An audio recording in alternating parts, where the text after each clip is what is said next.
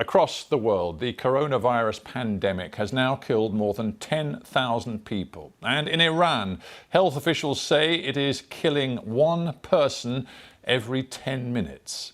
Another 149 people have died in Iran in the past day. The death toll now stands at 1,433. That is the third highest national death toll. And there are more than 19,500 confirmed cases of the virus.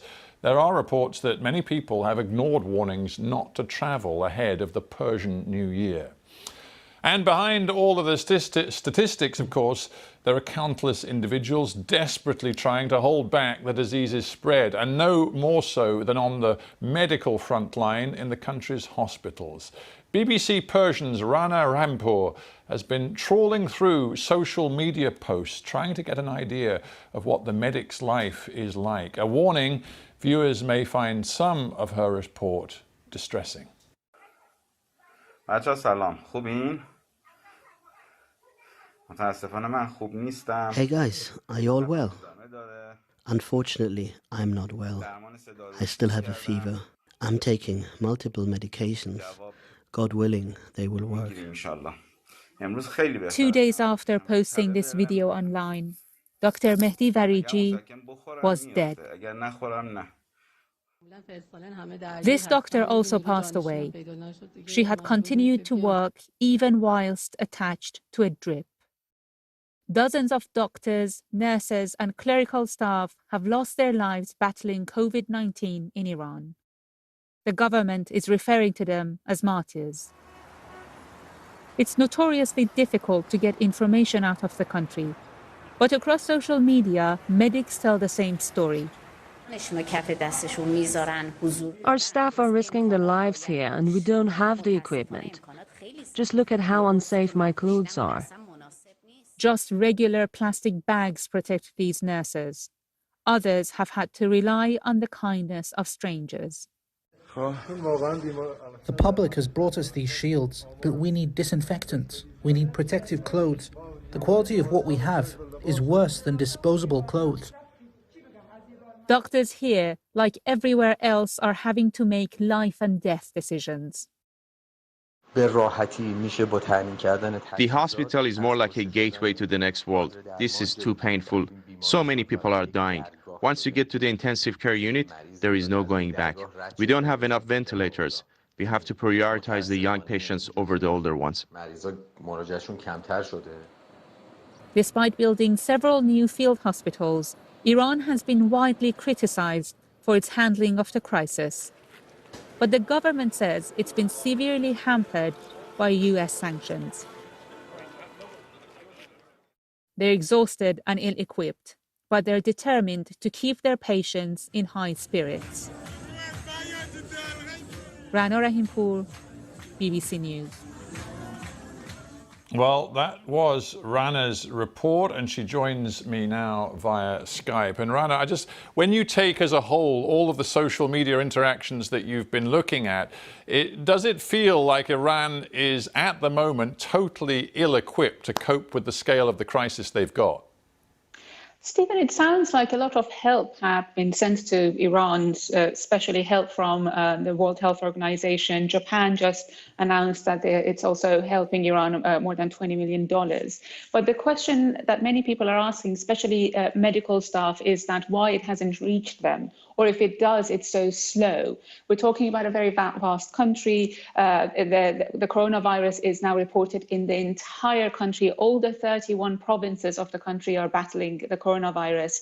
And either the process has been too slow or there are other reasons. But according to many of these medics, they haven't received any help yet. Right. Many Iranians, I think it is fair to say, have a deal of distrust about the information they're getting from public officials. We saw officials come out today and give an update on the number of cases and the deaths, which was in itself very depressing and disturbing. But do you think the Iranian people are any closer to trusting what their government is saying?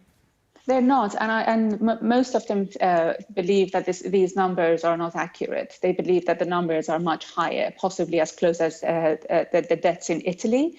And the reason is that what we hear from the medics and the radiologists who do the CT scans is that they are seeing many more cases, but because they don't have test kits, they're not simply reporting it.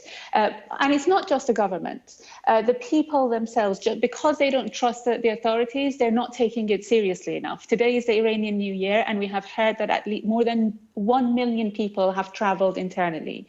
And it's possible that they have now moved the virus from one city to another, despite the fact that the authorities are begging people to stay indoors and not travel. Yeah, that's interesting. I've seen pictures of Iranians blithely saying, I'm getting in my car, I'm going to visit family and friends out of Tehran. Why? Why are they doing this? It's interesting because I've been speaking about it with family in Iran. I say, why are people not taking it seriously enough? I think there's a historic reason and there's possibly a religious reason. Many people believe that, it's life and death is in the hands of God. If you're meant to die, you'll die. Otherwise, we're going to survive. And also, Iran has had a lot of volatility in its history. So I was born during Iran-Iraq war. So my generation is used to the idea of possible death. It's not as scary to many other nations. So I think there's a combination of both and also mistrust of the authorities. It is indeed a complex story, and Rana, we thank you so much for keeping on top of it for us. And of course, we'll bring you all the very latest from Iran and all the other countries which are at the center of this global pandemic. Let's go to the United States now. It is the biggest lockdown yet to be announced in the US. 40 million people in California have been ordered to stay at home to help fight the spread of the coronavirus.